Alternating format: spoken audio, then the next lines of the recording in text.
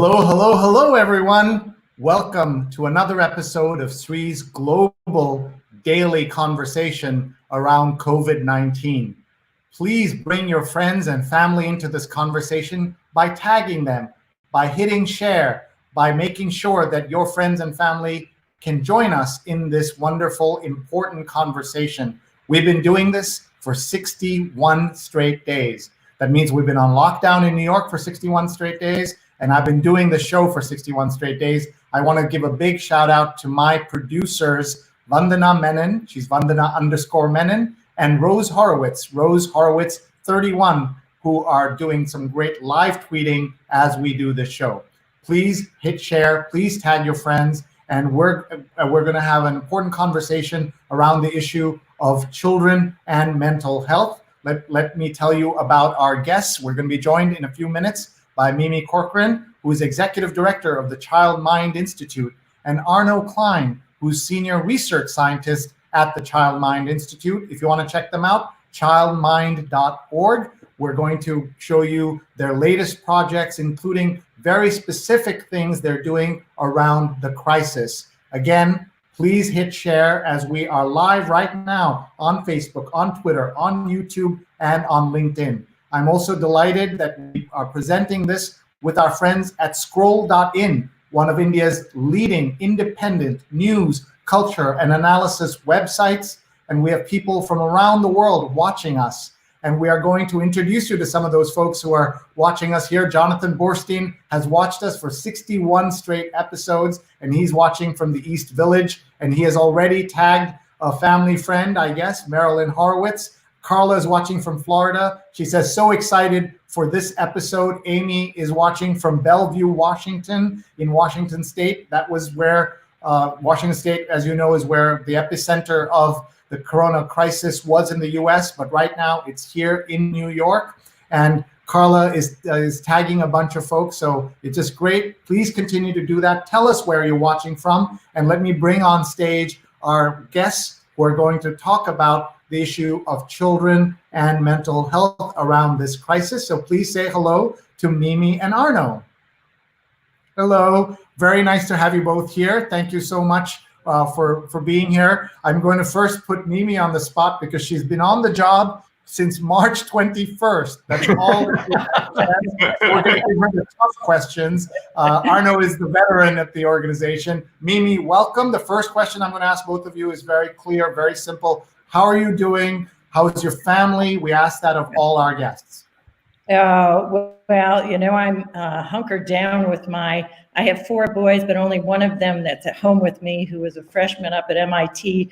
So he's having a very disconcerting first year, but I'm delighted to have him with me. And it's hard to be isolating and staying at home all the time. And I think we all get to experience some of the anxiety and uncertainty that so many people with mental health and behavioral disorders experience on a regular basis. And so I think it's the first time I think we have the shared sense of, gosh, we're all in this together, and it's not always really pleasant. And there are things we really struggle with our anxiety and fears and different stresses. But I'm delighted to be with you tonight. Thank you. And you both came on in relatively short notice. I'm very grateful to both of you for doing that. May I ask, which part of the country are you in right now? So I'm in New York, right in the epicenter. In Westchester, right where some of it started. Yeah, well, that's right. That was a kind of wake-up call to New Yorkers who, I remember just before we started this show, when 61 days ago, Italy and China were like these far-off places. In fact, my first episodes were all focused on places like that and interviewing people in Italy and feeling sorry for them. We didn't realize it was coming to our backyard here in New York. And for everybody watching, we're in New York City, but we're talking globally on this story. Sonali is watching from Maryland, for example, and Marilyn is watching from the Upper West Side. And Sonali has joined us, and she says 61 days. Wow, she says here. And we have a captain watching from the South China Seas. How wonderful is that? Captain Junaid is watching. We wish you and everyone else in the transportation business that are part of that global supply chain of products and goods and services that make this economy and the global economy tick. Thank you so much for the work you're doing. We appreciate that. And Beth from Rhode Island is with us as well. Thank you, Beth, for being here. And let's go to Arlo Klein, Senior Research Scientist. Tell us where you are and how you are. Also in Manhattan, I'm in Washington Heights, and I'm going to have a slightly different perspective than most people, because whereas I'm building tools to help those with mental health issues in terms of assessment and interventions, I actually couldn't be happier. I'm at home with my wife. I'm at home with my 16-year-old daughter. We take walks through the park at Fort Tryon. We go running along the Riverside Park on a daily basis. We couldn't be happier. I've been productive. I'm getting grants in. I'm writing papers. I'm doing research. I'm building tools. And for me, unlike the rest of the Child Mind Institute, and probably like much of the rest of the world, I have a team that's distributed around the world. So we get to work from our computers and interact through our computers. So not much has changed in that regard. I can believe that. I understand. Here's an interesting thought. Sonali says the high seas belong to no one. That's a good point. Very nice. Yeah. There are some countries in the world that would like to disagree with that, and they want as much jurisdiction as possible. And she's continuing this conversation, and she says, this is why whaling is still legal in some areas, Norway, China, and Japan. That is not our topic for today, but an interesting thing to be thinking about. And Sonali says a distributed team is the best way to go. And what is going to happen, I believe, after all of this is done, we are going to see new ways of working, new ways of connecting, new ways of continuing to be a business, whether it's a nonprofit, for-profit, et cetera. So let's get right to it, and let's talk about the Mind Child Institute. It's based here in New York, and Mimi, as we said, is the fresh executive director, and as part of the hazing ritual, she gets to tell us everything she knows and pronounce all the names exactly right, because all her teammates are watching right now. Exactly. The pressure is on. The pressure is on, Sree. So the Child Mind Institute is the only national nonprofit dedicated to transforming the lives of children and families with struggling with mental health and learning disorders. We are really pioneers and have pioneering discoveries about the developing brain. We deliver expert clinical care, and we really work to improve access to evidence-based practices and interventions through far-reaching school, community, and public education programs. And I think it's really important, you know, when I came, the Child Mind Institute was really, most of their work was done in person. And when I arrived on March 23rd, we went borderless, and we moved the entire organization to telehealth.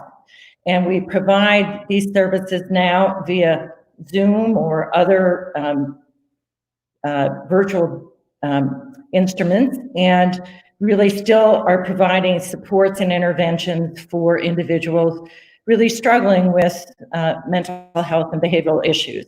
So we're very fortunate to have been able to make that transformation, and I'm very honored to be here at CMI, at Child Mind Institute. And I think it's important kind of before, I'm sorry, Sree, before Please. the crisis, one in 5 individuals struggle with mental health disorders or learning disabilities. And I think today, we all, in some respects, it's really more like 5 in 5 now that are struggling with some kind of mental health issues. And as I said when I started, I think that allows for us to have a certain level of empathy, shared empathy. And we're looking at some of the statistics here in your About Us section. There are, of the 74.5 million children, an estimated 17.1 million have had a mental health disorder of some kind, more than the number of children with cancer, diabetes, and AIDS combined. Half of all mental illness occurs before the age of 14, and 75% by the age of 24. These are stats I would gather most people don't know, Mimi, and it just puts into perspective, right? We hear a lot about childhood cancers. We hear a lot about Make-A-Wish and all these other very important charities and the work that they're doing. but I don't think we think enough about children and mental health. We think about mental health issues coming down the road when people are older, of course, ADHD, things like that. So can you put a little bit of that in perspective? Again, keeping in mind, we know that you are new and learning along with us. I am learning along with you, and that's very kind of you. But I do think it's really important to know, when you think about by the age of 6, many children are diagnosed with ADHD. I think the troubling fact is 2/3 of our children that are suffering from mental health or behavioral issues or learning disorders are left untreated. And that's kind of a very scary statistic because they have long-term ramifications in terms of, if you look at our juvenile justice system, you'll see a staggering number of individuals that are incarcerated, but are incarcerated on a wrong premise and not being given the appropriate supports that they need to thrive and survive. And that has to do with lack of diagnosis of their mental health issues. And so it not only is a disservice to the individual, but it is an additional cost and loss to society for funds not appropriately spent rather than on interventions. It's spent on incarceration. So that's a staggering statistic. I think we work very hard at the Child Mind Institute to really give high quality evidence-based care to as many individuals as possible. And we have a Healthy Brain Network that serves almost 4,000 children at no cost. And we do evaluations and brain scans. Not only that it contributes to the well-being and health of the child, but it contributes to science as well, so that we can really understand how the brain is developing and the kind of markers that we need to see if there are ways that we can help and support with different interventions as the children are growing and developing. I think one of the things we've done is Arno's team is extraordinary in terms of really looking at technology and really engaging individuals and using technology to advance our interventions and impact. So Arno, maybe you can give us some talk about some of the things that you've been doing in Matter Lab and with Crisis Logger. Absolutely. So yeah, and before we go there, just to remind our folks who are watching, we're talking about children and mental health. Please post your questions. I'm looking all over our different channels to bring them to you. But tell us where you're watching from. If you have children or you have children in your life, your neighbors, your grandkids, nieces and nephews, this is a great opportunity to ask about how we can provide them as much help as possible, knowing that every child has his or her own special needs, and you must talk to your own physicians about that. We can give you some guidance and some overall resources at the Child Mind Institute and elsewhere that can help you. So please do write in and post your questions. We'll just show you people are watching from Maryland, like Tim is actually in Pennsylvania, but we have our friend Pradnya is watching from Silver Spring, Maryland. She's with us. And Dilip is watching from Mumbai in India. Thank you for being here. Rose, one of our producers, is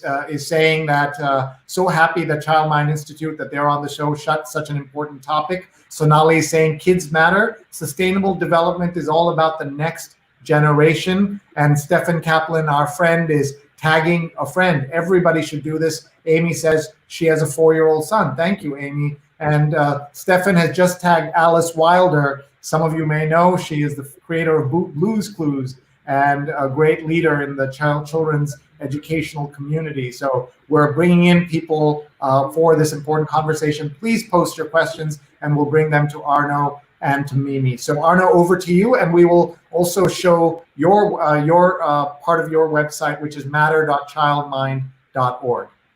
Yeah, and I welcome people to visit the site because you'll get a sense of not just the projects that we're working on, but also some of the zeitgeist around digital psychiatry. So if we back up a second, whereas Child Mind Institute is located in the heart of Manhattan, if we think more broadly, the vast majority of people around the world have little to no access to mental health assessment, let alone care.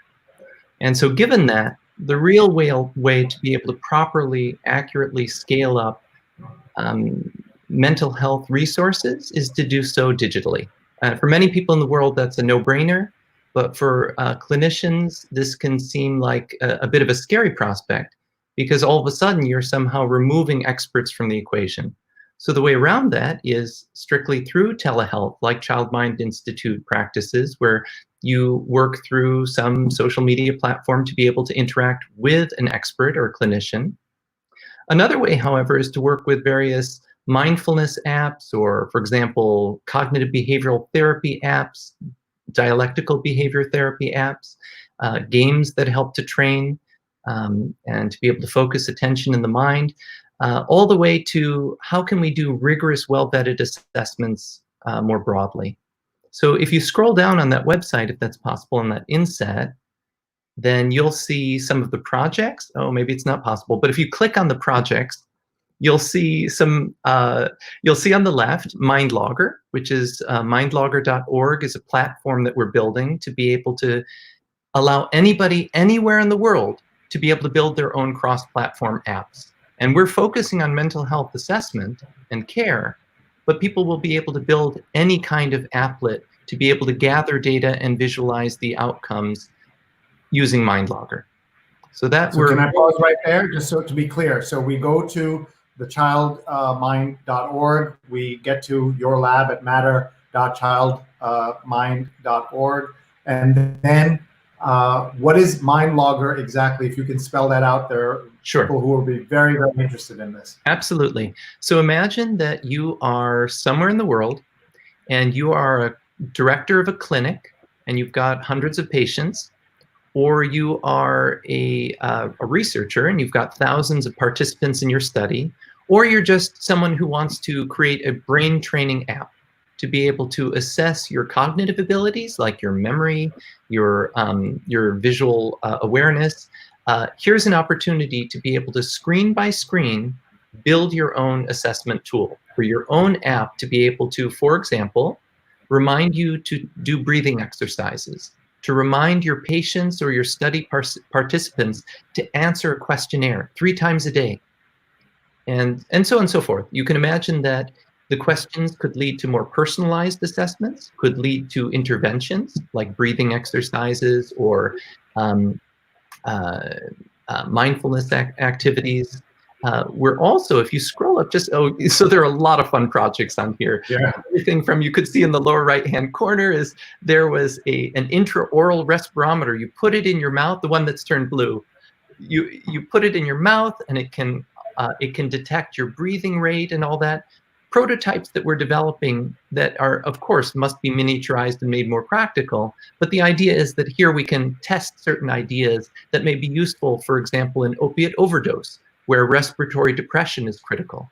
That's Kurt White, who builds these wearable devices. He came over to my apartment one time. We did casting of dental molds, and he put all the electronics, as you can see, in that little plastic dental mold, which includes a little microcomputer, a pressure sensor, temperature sensor, moisture sensor, barometric pressure. So we can give a live feed of the data coming from your mouth onto a screen. So that should I say that looks a little scary to put some electronic in your mouth. But you're with a lithium battery. So you pick the one project that is way off on the fringe, but I put that in my mouth to give a talk at the National Institute on Drug Abuse some months back, and that was a lot of fun. There you can see data streaming from the app. But if you pull back for a moment to the screen before, I'd love to show you a couple other more practical projects. So here in the middle, Crisis Logger we'll get to in a moment. The Tingle wearable on the right, if you wouldn't mind clicking on that one. This one right here, yes. So Kurt White, a device designer who works with me, brilliant fellow, he was able to create, if you scroll down, a wrist-worn wearable device with a corresponding app. And there he is working on the electronics. If you pull down further, you can choose which. I'm trying to read what it says on his hand. It says, "Fear nothing but complacency." I love that. What a great fantastic tattoo. If I were to wear a tattoo, that would be the one I'd wear too. So on the app, you can see that you choose which hand are you wearing the device on, what's the length of your hair, short, medium, or long, and then you basically choose what part of the head or face is a problem area. For example, if I pull my hair, trichotillomania. If I pick my skin, excoriation. If I compulsively, repeatedly pick my nose, bite my nails, suck my thumb, whatever it might be, these are manifestations of anxiety. And wouldn't it be great to be able to track those and alert the wearer when you're engaged in that behavior? So the idea here is, let's take one that seems innocuous, like biting your nails, but you do it excessively. It's called a body-focused repetitive behavior. And if you do it over and over again, you may be unconscious of this behavior. So wouldn't it be great to have a device that detects when you're there, when you're engaged in that behavior, and taps on the wrist?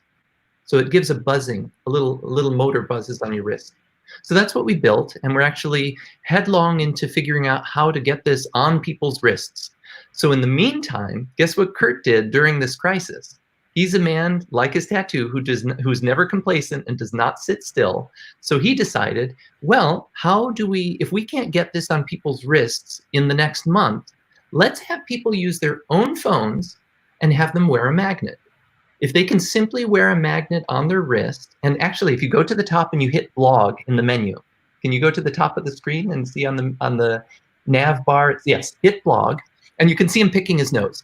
If you click on that one, that was a silly image, but there is one where if you scroll down, you can see an image where he's wearing a wrist strap with a magnet. If you keep going down, a little bit down, there. So you have a magnet on the wrist. Now your phones are packed full of sensors, and the lab, my team, exploits the fact that your phone is packed full of these sensors so that we can sense things about your own heart rate, physiology, and your external environment. And it also includes not just motion sensors, but a magnetometer to measure magnetic field strength. So if your wrist with that magnet comes near your face and you wear the phone around your neck, then it will buzz your phone. So there is a super cheap way for people who already, there he is, for people who already have a phone and can get a hold of a magnet to be able to do a simple don't touch your face intervention. This is intended as a didactic means of inspiring people to be able to DIY, build things yourself. You can create assessments and interventions that can be helpful. Soon you'll be able to use our tools to create your own free apps to be able to assess others and yourself. And so Kurt is one such fellow who takes it from a hardware perspective, and others on my team take it from a software perspective. So thank you so much. Let me ask Mimi, how much time have you spent with Kurt, and what have you seen of all of this already? I've spent most of my time, or a lot of my time, with Arlo, and I get to see all of this. And I think what's fun is, I think there are two elements, and I think as parents are struggling to balance home and work and everything, these kinds of ideas bring science right into a home. And quite honestly, a young adult or adolescent could actually try this experiment with the magnet, with their phone, and what a great science project right there. But more importantly, as we're going through this, I think the big thing for Child Mind Institute is really taking research to practice. And so concentrating on these different technologies that can be utilized in a therapeutic way on an ongoing basis, and that they are based in data and not just, this seems like a fun thing to do. Truly that you see visible outcomes. So if someone does have a repetitive need, that they become aware and then they learn different techniques to use to help calm their anxiety and be able to engage differently.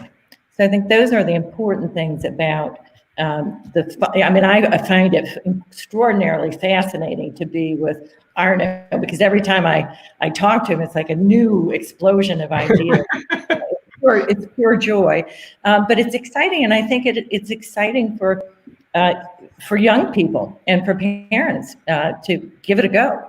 Yeah, and also one thing I'd like to I'd like to say is that it's often the case that people take a look at technology and they assume it's somehow cold and distant and human, whereas what we're trying to do is show people that you can become partners with your parents or your clinicians and really, really take a hold of your mental health.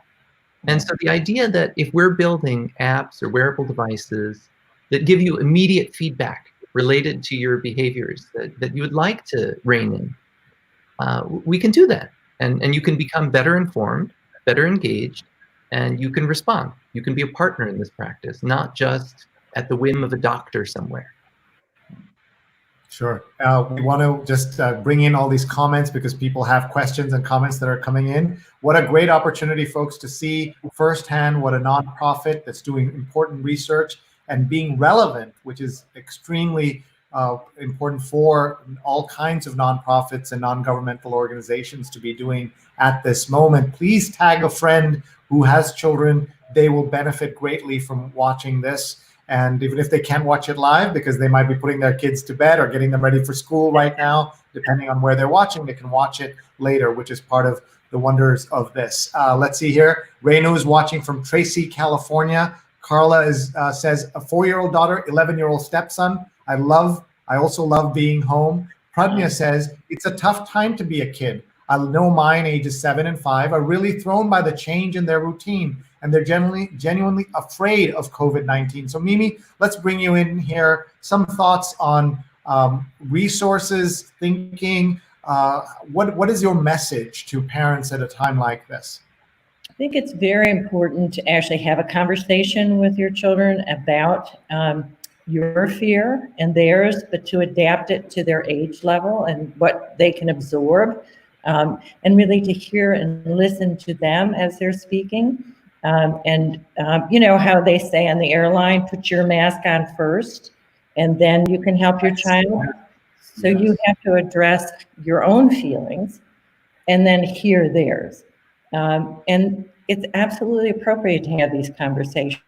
We're all thinking about it. It's on the news. I think turn the news off because oftentimes that'll raise different levels of anxiety, but talk about it. And I think that's really good advice. Can you talk a little bit about what else people can find on your website in terms of resources? There are enormous amount of resources on the website to help deal with anxiety, to help deal with different mood disorders. And so if you just go to childmind.org, you'll find information about COVID. We have different guides for parents. We have symptom checkers that are there for you to help you in your journey, so you are armed with the knowledge that you need to be engaged with your children and have a level of understanding of what they're going through. Yeah, and if I could interject, so there are 10 years of parents' guides and therapists' guides alone, and the communications department has just gotten some support to be able to extend all of that material to Spanish and to try and make language more accessible to remote communities. So it's a wealth of information that's only growing. Thank you. That's really good to know. May I ask you a kind of general question? In times like these, nonprofits are struggling to raise funds and all of that. The fact that you're doing such important, relevant, digital, scientific work, does that help you in raising funds? What is your message to people watching right now? How can they support an organization like yours? I think it's. I think I think the broad reach of what we're doing is critically important and vital. I think as we look at this crisis, the first wave was dealing with our frontline workers to deal with the physical health issues that we're struggling with.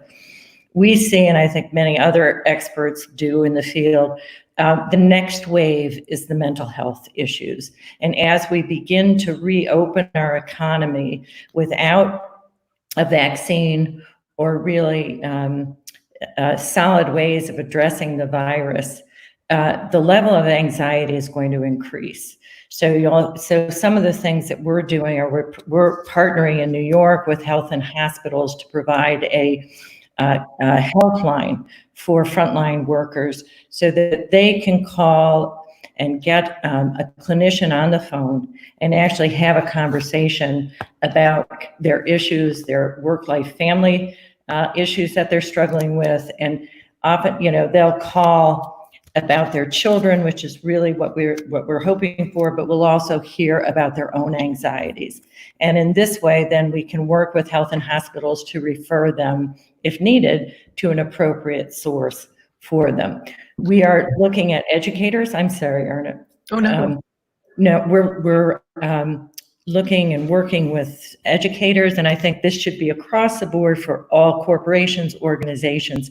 Not only are you going to have to create a plan, a physical plan of how you're going to manage your facilities, the cleaning of them, are the air ducts cleaned on a regular basis, but you're also going to have to manage the anxiety of your workers coming back into that workforce and what it means to participate on a daily basis. If you're driving in a subway, if you're going to be sitting next to another colleague. And so along with the physical descriptions and recovery plan, you need to have a mental health and behavioral health recovery plan. Yeah, and I would say that a place like the Child Mind Institute is funded through several sources, through, for example, National Institute of Health grants, through foundation grants, as well as through philanthropic donations. And since this crisis occurred, I'm not the only one of my colleagues who's gotten 3 to 4 hours of sleep a night till this last weekend, because there have been funding opportunities through foundations and through the National Institute of Health that is very interested in being able to try and find solutions to be able to address problems in mental health. So there's a great need, a great desire to try and ensure that we're ready for the next crisis. And in that vein, one of the things that we tried to do in the last 2-3 weeks is create one such tool as an information gathering tool, and that's called Crisis Logger. So Sree, if you wouldn't mind showing the explore.crisislogger.org. Yep, I'll get there, so please tell us about it. Sure. So the idea was simply this, that everything's going under lockdown. We're no longer able to work physically at the Child Mind Institute. The therapists, the national programs and outreach run by David Anderson and others were kind of set adrift. So I felt that in the same vein as building digital tools for people to be able to use their phones or the web to be able to gather information and to be able to get information back, we really needed to learn what people are going through during this crisis. So on this website, crisislogger.org, you can go, you can record a video, you can record an audio or type a text message if you want, and immediately it will give you a word cloud showing you essentially the gist of what you were thinking or feeling at that time. And if you want to, in the top search bar up there, if you type the word, like, for example, if you type pray, you'll see that people look to different sources of encouragement. And so see the missing husband, a classroom kiss. That's a particularly moving one. Sree, if you want to, feel free to play that audio for a minute because it's truly quite moving. Okay, so we're going to try and play this audio. Folks, you're watching a conversation with senior executives from the Child Mind Institute here in New York City. My name is Sreenivasan. I'm your host of the daily global COVID-19 show. Thank you so much for watching. Please tag your friends right now as we're watching this very important new technology. Crisis Logger is the name of the project, and it's one of many projects at the Child Mind Institute. And we're going to take some questions that have been coming in from around the world. People are watching right now. So we're going to play this, and let's see what we're about to hear. Can you set this up for us, Arno? Sure. Actually, all you have to do is, just for the heck of it, see that little cloud icon? If you click on the cloud, you turn the word cloud into text. And if you click on the little arrow to start playing on the left, right there. This crisis has affected my family because I am an ER nurse. My husband is a detective with the Emergency Services Unit in the NYPD. My older son has ADD as well as autism, and my younger son thrives in a classroom setting and not in a home setting. So I am still going to work, witnessing the virus ravage healthy populations as well as sick populations, regardless of age, gender, or race. We do not understand everything about it. Every day we're learning something different about it. Sometimes that conflicts with something we've learned about it before. So it's very frustrating. I am not provided with enough protective equipment at work to perform my duties properly. Luckily, I was able to get my own, but that should not have been necessary. My hospital administration has not been communicating with the staff or the press. Our union is not very helpful. Staten Island has not gotten a lot of help from all of the medical staff coming from other states. I mean, God bless them, but our government or our sending them to us. My husband is also a per diem paramedic, and he, he's not exposed as much as me, but he still is getting exposed. And we have a 9-year-old and a 6-year-old at home. Both of them have asthma, so it's a constant concern. I can't kiss my boys goodnight, and they want to. And I, hold them off when I quote unquote hug them because I can't have them too close to me. My older son is missing his 12-to-1 specialized classroom. He's missing his speech therapy. He's missing his occupational therapy. He's missing his para help in the classroom. He's struggling to learn what the teachers are posting online. My younger son usually has homework done in 20 to 25 minutes, and yet he can't do any of the schoolwork as quick as that. And he keeps on telling me that it's because he misses school, he misses his classroom. And what can I do about that? So they're struggling with it. My husband and I had to switch our shifts around because we can't have anybody babysit. So it's been kind of a lot on our family, and my husband and I are dealing with it okay, but it's still frustrating. I have friends who own their own chiropractic office, and they're making 1/4 of what they usually make. And this was after insurance had cut their rates to begin with. So now it's just getting worse. I haven't been able to see, hug, kiss my mom. She just had to put down her dog of 13 years, and I can't go over there and hug her and be with her as I want to. My in-laws are in Florida, and they can't come back until this is over because this would definitely kill my father-in-law. So there's a lot, and it's hard on everyone, and I pray that it is over soon. So Sree, wow. I was planning to play the whole thing, but so compelling. This is like one of those NPR audio stories, right? Like Story or something. It's so sad. It's so tragic. This is happening today, folks, in America right now. And this lady talking about everything she's going through. She's a nurse. Her husband's a police officer, and everything they're going through, and their children. And she's still, thinking about everybody around her and not just herself, which is amazing. Go ahead, Arno. Yeah, so I just wanted to say that I wanted to point out one that I found particularly compelling and particularly sad yet hopeful. If you go to this gallery and you listen to how people have poured their hearts out, you see joy, you see sorrow, you see frustration, you see resilience, you see coping mechanisms that people employ that may instruct others.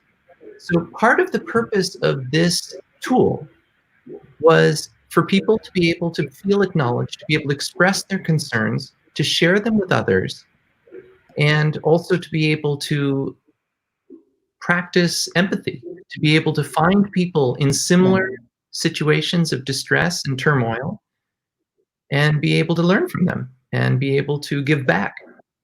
So if you go to the main page of the website, it allows you to click a button, and then you go through and you can record your own. You can even keep a journal, and we encourage people to do this. And you could see the transcript is not perfect, but we're working on that. And in fact, Google has kindly given us $100,000 of credits to be able to do transcription, natural language processing, and some machine learning. So we are building out a rather sophisticated software pipeline to be able to analyze voice data and transcripts, to be able to not just create word clouds, but be able to learn something about the emotions, the content, and the syntax that's being used, and be able to deliver that back to the user, so that in the future, when you keep this journal, you can look at how your mood's changing over time. You can see how the content is changing as this crisis will inevitably subside. And as we prepare for future crises or future dilemmas or your own personal crises, here you can follow these emotions, changes in mood, changes in what dilemmas you're, and what hopes and what fears one might have. And I'd like it so that if enough people contribute, we can actually reflect on the larger humanity of how your expressions relate to those of thousands of other people, those in a similar place as you, and those in a very dissimilar place as you. Again, to practice empathy, to be able to understand what other people are going through and how they're coping and how they're flourishing. Yeah, thank you. This was amazing. Crisislogger, LOGGER.org. We have about 15 minutes left with our guests. We want to just share some of our comments. Look at Renu says, everything starts with our children. Pradnya says, even more difficult is enabling access to mental health care for kids in low resource settings. Absolutely important. And later, if Mimi can tell us about some of the efforts where you're trying to reach across to folks who don't have the resources that others do. Pradnya's tag somebody, everybody right now, tag someone who has children who would benefit from this conversation, or is a grandparent and would also benefit, an aunt. Anyone can learn from this. Carla says, we've had some close family members with some mental health issues the past week. My daughter 4 is very confused and thinks that the contagious virus she's been hearing about is what makes the person act out. And it's so sad that kids are trying to understand this. And this is a longer comment here from Olinda watching in Mumbai. It's 6:50 a.m. Actually, my husband and I retired after 25 years employment in Dubai and returned to Goa. We're visiting Mumbai and got locked down here. We keep busy, but are feeling annoyed with the situation. That is absolutely a common feeling all over the world. And one of the things, we've had multiple doctors, psychiatrists on the show, they keep saying it is normal to feel upset. It is normal to feel annoyed, angry, all of those emotions. And having those emotions is perfectly okay. I can say that in my community, my family, the culture that Indians come from, speaking about your feelings is not high on the list of things that are encouraged. I'm on the Upper West Side, where they say there are more psychiatrists and shrinks than any other place on earth. So we're used to that here, but that is unusual in other cultures. Ying, who is watching from Hong Kong, is tagging a friend of hers. Everybody, please do that. And Pradnya said, I'd love for someone to invent a wearable that'll help me calm myself when I want to punch people in the Very practical. We'll have some money for that, Arno. We would fund that.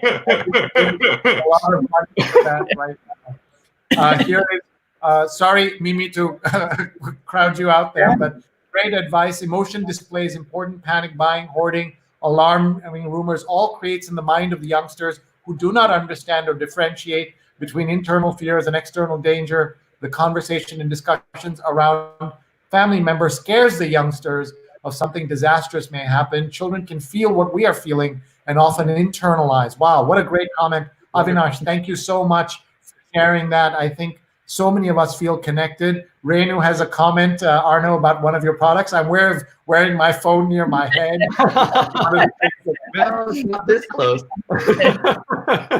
And about that. sometimes when we have these global conversations, sometimes comments are not quite clear what they mean. In this case, someone says, I have a real issue with my cousin's 12-year-old daughter. She makes me very uncomfortable. We don't know the circumstances of that question, so we'll leave it alone.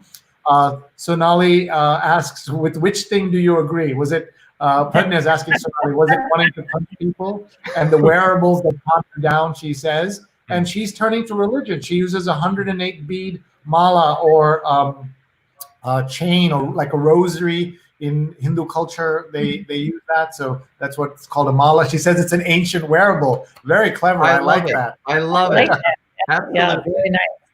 It's a good And Susan. Vandana and Rose are live tweeting this conversation, so I hope the Child Mind team tomorrow can go in and retweet and share some of that. I think that'll be really good. And the captain from the high seas asks, how many children have you seen dying out or extinguished in pain with COVID-19? Now, let's make it clear, our friends here are not clinicians, are not on the front lines in that way, but I do know several doctors who have talked about this. We've had on our show multiple doctors who have talked about children. As we know, the vast majority of this is not affecting children directly, but children with underlying conditions, including, by the way, yesterday, 2 5-year-olds died in New York State. They had a disease called Kawasaki disease, and that was exacerbated by COVID-19. So that's important to keep in mind. But I believe, and I don't know if either of you feel comfortable talking about this, the early focus on the seniors alone and the elderly made a lot of people lower their guard. Not kids, but teenagers and young adults felt they were invincible to this. And we have seen people with great health succumb and die very painfully in cases around the world, right? And coupled with the fact that you can be a carrier and symptom-free, you put those two together, you feel invincible and you're not sick and you don't have any symptoms to speak of. You are a vector. Right. Yeah. In Italy, one of the things we discovered, that the reason so many Italians were dying is that there is a tradition of a grandmother or a grandparent's house will have an extra room where the kid will live, like a grandson or granddaughter will live with them and help take care of them. And they were bringing the disease into the house. And that's how so many elderly people already, as you know, Italy is very closely connected. Everybody's that their family means more than anything else. And the tragedy of seeing all those people die alone is just one of the many dimensions of this crisis that we just cannot get over. Look at Pradnya says philanthropy matters, and Mimi, I'll give you a chance later to make a good, strong of that. I think it's really important.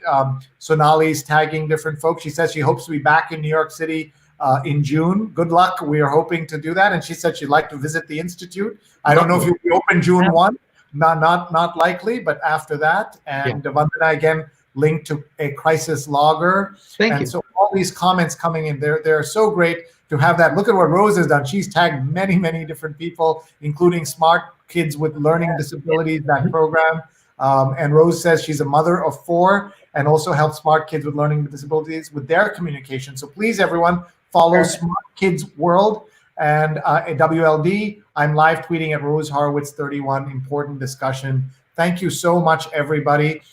Sonali says all adults were once children and all kids have rights. And Sonali has pulled out the big guns. She's gone right into tagging.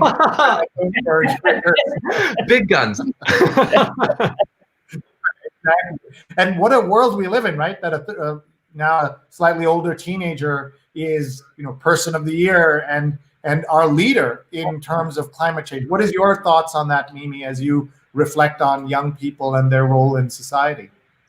Oh, I think that young people are our future, right? And it's critically important that their voices are lifted up and heard, and that they're heard during this time as well. And, I just think it's incumbent upon us to help them, to guide them. I think when we look at, that 1.7 million teens visit the emergency room each year for suicidal ideation or suicidal attempts, that's a pretty staggering number. And we have to do better by them to ensure that their voices are heard, that they can step forward and take the lead.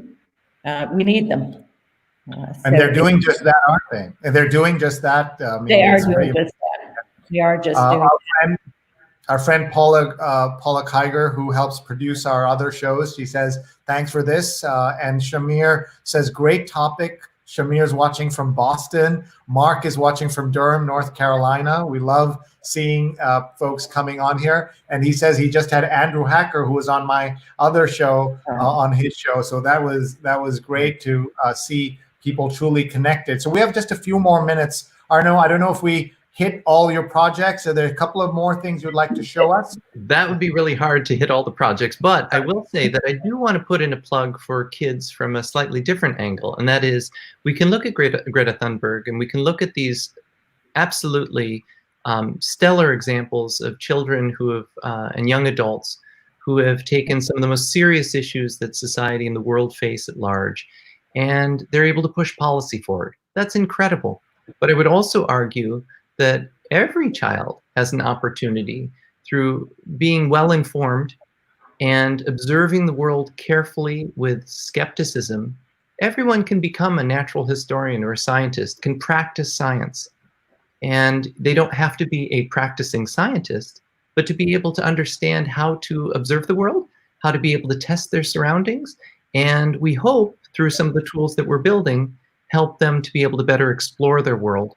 And while we look at the world through a lens of mental health, I would say, generally speaking, mental health is at the core of how you approach the world, but it's the world at large that we need to appreciate, we need to embrace, we need to explore, and we need to protect. That's really important for people to understand that, I think, and not everybody understands that. So I think, thank you for sharing it. I'm going to give you each a moment to give us kind of your final thoughts, and I promised Mimi a chance to do a plug for supporting the institutions. So, go ahead, Mimi. We'll get your thoughts in. No, I just think we're in this together, and that we will rise from it together. And so it's only by sharing our emotions and our thoughts and feelings will we be able to grapple with all of the things that are coming at us. And I think it's very hard right now because it's not just a health crisis now, but it's also a financial crisis. And in that, it's a crisis for individuals, it's a crisis for organizations. We've had to do some restructuring of our organization to deal with the financial impact on us. And so it's critically important for philanthropists to step forward, to individuals to contribute whatever they can to whatever, we hope it would be childmind.org, but to whatever organization they feel is important and is going to make a difference in this crisis. Because we do need that financial support. We do need the coming together to weather the storm. And it's only together that we'll get to the other side. Can you talk for a minute about this new campaign, We Thrive Inside, that you've been doing? And we will also play a little clip with Emma Stone after that. Oh, it's good. We've had the great privilege of having many celebrities who come, Emma Stone, Octavia Spencer, and a whole host of others. Emma Stone sits on our board. She's done a dance fest for us. You can see, yes, if you go down, you can see the different. Wow, look at that list. Our video line. And they are all speaking about their issues and their struggles with mental health and how they're thriving, not only inside their body, but inside in their homes. And they tell some wonderful, wonderful stories, and they're very inspirational. And I hope that if people go to them, that it will give them some solace and an understanding that it's okay to share your emotions, and it's okay to say how you feel. Shall I play this, Octavia Oh, Spencer? we love her. Yes, she's one of my favorites. Okay, great, great. Hi, I'm Octavia Spencer, and I'm partnering with Child Mind Institute, and I wanted to share some of the things that I'm doing to stay mentally healthy during this time of self-isolation and quarantine. I'm listening to a lot of music. I find that very therapeutic. I'm reaching out to family and friends to stay socially connected while we are physically distancing. I am meditating a lot, actually, and I am trying to learn one new thing that I carry throughout this whole ordeal, and that is I'm trying to learn to cook. Now, one would think that, I probably would have ventured down that road a long time ago, but no. But I've made progress with, boiling eggs and trying to bake. Don't start out baking. Baking is a science and a real skill. So we get the idea there, and very, very good.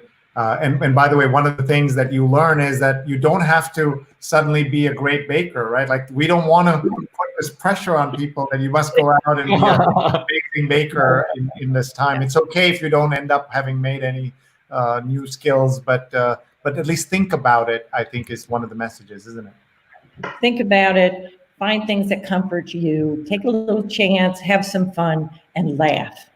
Right? Laugh at yourself, find humor in a day, and I think some of the things that we see on Crisis Logger that I found most moving is the joy that people have found in stepping away from everyday life. And that's a very special moment.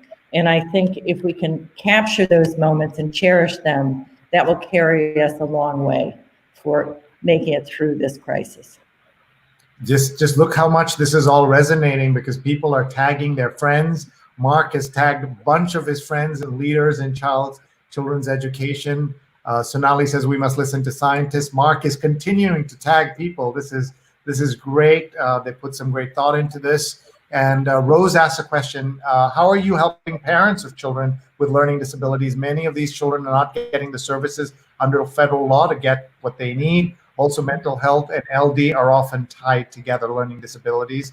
So, Mimi, do you have a thought on that? Sure, there's comorbidity with those issues. In terms of helping children with learning disabilities, we are providing tutoring programs and remediation. One of our great concerns is that as kids are coming back, particularly children with special needs or who have IEPs, will not have necessarily received all the services that they needed to have or help them facilitate their learning. And so we are very much aware of and are creating materials to provide different tutoring services for our children and to schools so that the educators can be more responsive. That is a huge concern for us. As we're going forward, we don't have all the solutions yet, but we know it's an issue and we're working to address it. Thank you. And let's go to Arno as he tells us about, from his perspective, what are the things he's looking at, and also reminds us how to connect with all the great tools that he's created.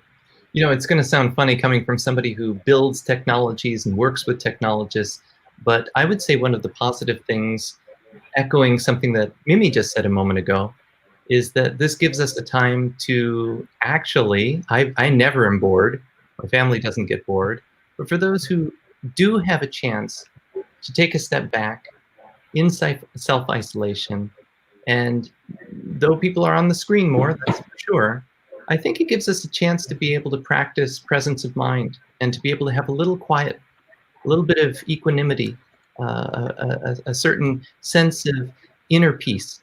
And that's the kind of thing that I would hope that people would explore.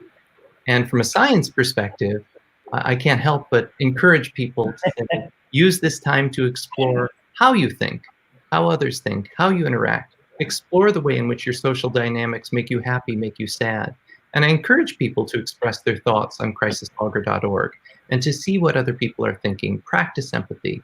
It's a time to really think deeply about yourself and about your surroundings, about your family, what opportunities exist in your own world. And when we are free from this, when we are able to bound out again and see family and friends, which I'm really excited to be able to do, I think it will be with a new encouraging sense of confidence and self-worth. Can you remind us, for those who missed it, what exactly Crisis Logger is and why they should check it out? Absolutely. So Crisis Logger is a new resource, a new tool for you to be able to see what are people thinking right now. You're able to hear and see what their fears and feelings are, their thoughts, their frustrations, their hopes, how people are able to cope. For those who are able to be very resilient, you're able to hear happy and sad stories. And also you're able to share your own. And I feel that's extremely important if you want to be able to share your thoughts and feelings wherever you are in the world, in whatever language you speak, to be able to give context for what you're suffering or how you're flourishing, whatever you may be experiencing. And if you do that day by day or week by week and keep a journal, we are going to build tools to be able to make that a more engaging and more fulfilling experience, because we'd like to be able to feed back how your emotions are changing and how the content is changing in your journal over time. I'm hoping that it'll be a very useful and wonderful tool for people to be able to share and explore.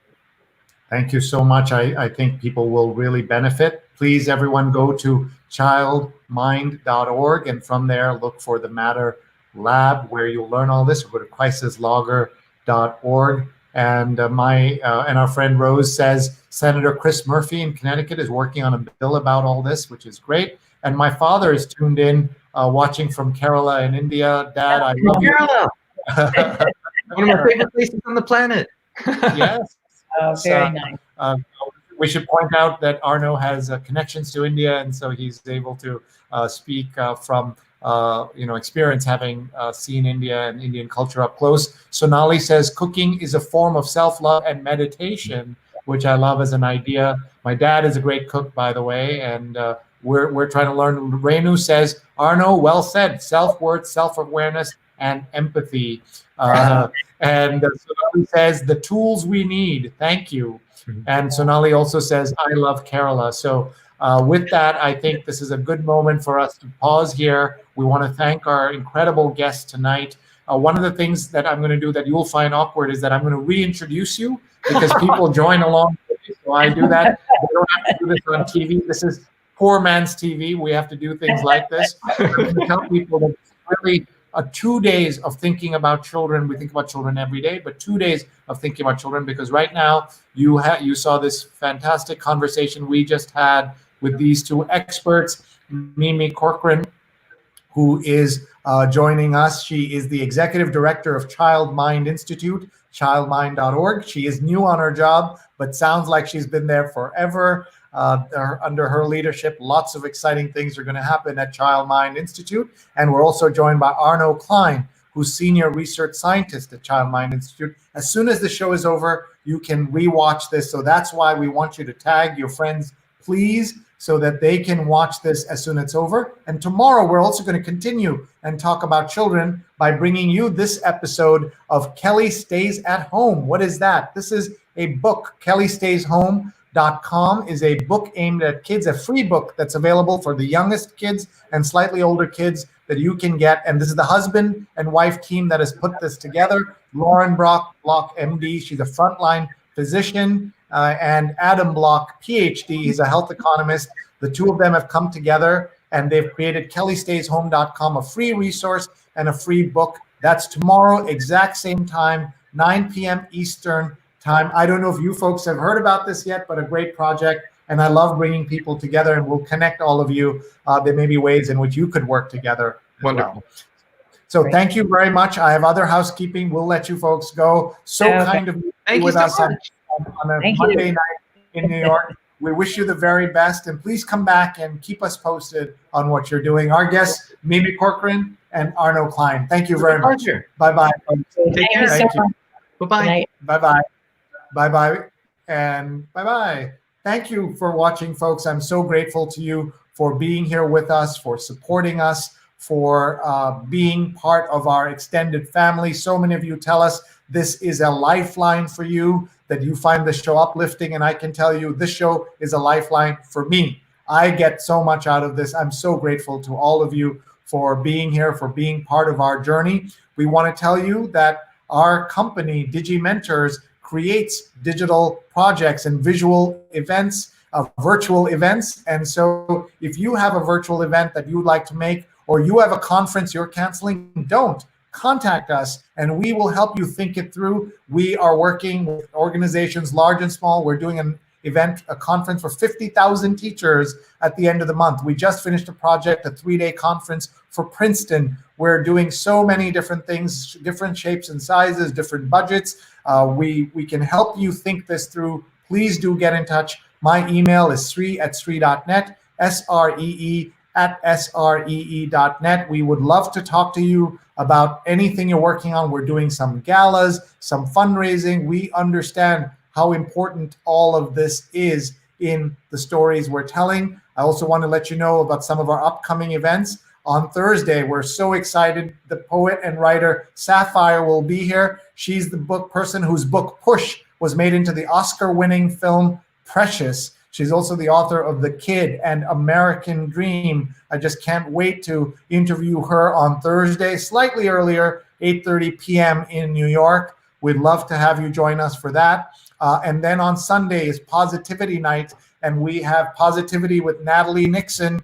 Very excited to bring you this conversation. She's an author, speaker, and strategist, and her new book, The Creativity Leap, is something you'll want to see. We have other shows as well, including the Sunday New York Times read along. Let me just give you my eyes right here. I read the Sunday New York Times out loud like a crazy person. And this past Sunday, we were with the awesome Pradnya Haldipur, who you saw in the comments earlier. And we've been doing that for 5 years. And we are just so blessed to have an online community for that as well. Another project we did, Shakespeare and Pandemics. 2 of the world's greatest experts on Shakespeare were with us, Emma Smith and Carol Rudder from Oxford and Warwick, with my colleague Linda Bernstein. We talked about, did Shakespeare in fact write King Lear during the pandemics, and should we all have written King Lear by the end of this? The answer, no, no, no. You don't have to have done that to be fine. We also had a very important conversation on screen addiction,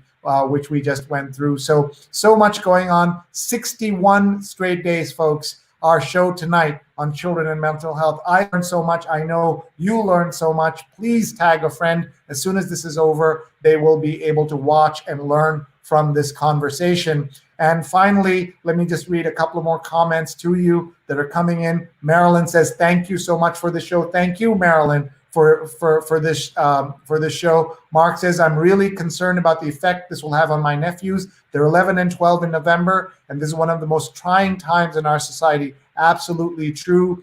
Sonali says, very good show, nothing poor. So I think in an Indian mind, that means that's very high praise if we're saying that. So thank you, Sonali, for that.